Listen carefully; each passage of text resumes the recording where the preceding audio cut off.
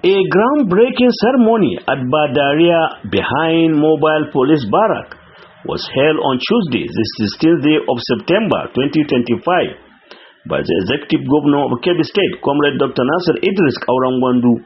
Comrade Idris flagged up the construction of access road as part of democratic dividends and his campaign promises to the people of Badariya area of Birnin Kebbi local government of the state.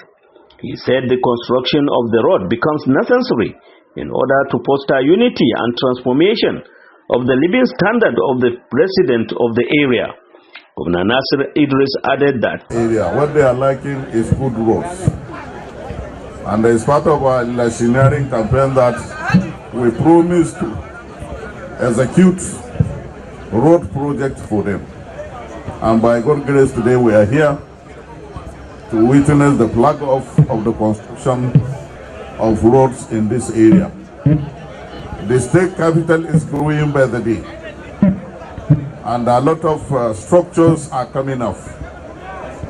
So morally, government should be able to construct roads so that our people will have access to good roads.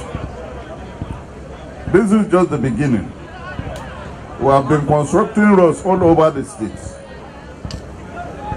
and by God's grace we will continue so that our people will enjoy the dividend of democracy.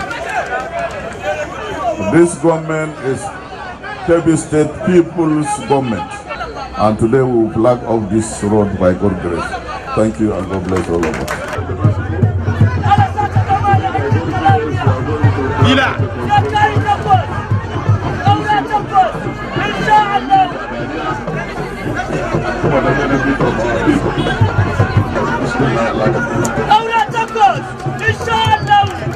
In his remarks, the Honorable Commissioner for Works, Engineer Abdullahi Muslim, said, "This project, as I said, has 4 roads, and it is around this Jumat Mosque, very close to us here, and is at the cost of 2.1 billion only.